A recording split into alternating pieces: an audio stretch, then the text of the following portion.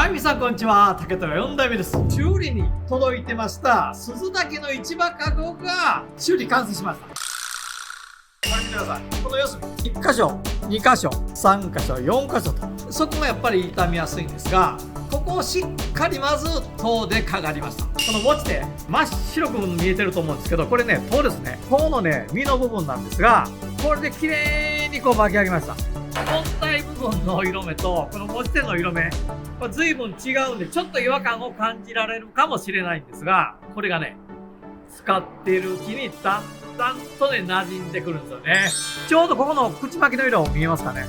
これがねもともとはこういった白い色です。この白さがこういった色合いに近づいてくるというイメージです。こう綺麗なこのツヤ、なんかちょっとこうニスでも塗ったかなみたいな感じぐらい輝きツヤが出てますけど、これもね竹の自然の油分でツヤが出てるんですが、これがですねもともとどんな色だったか、じゃじゃん、これです。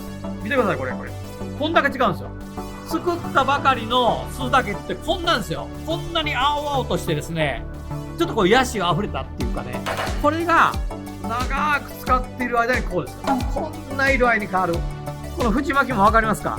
ずーっとこんなに白いんです。これが使ってるうちにこういう色合いになってます。すごいですよ。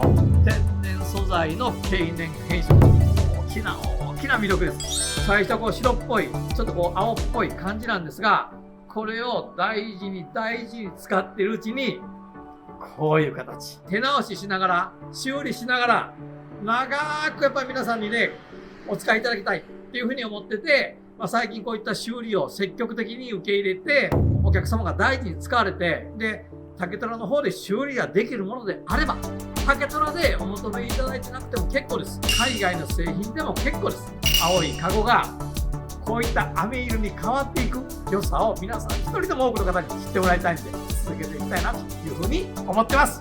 ノーバンプノーライフ。最後まで動画をご覧いただいてありがとうございます。グッドボタン、チャンネル登録よろしくお願いいたします。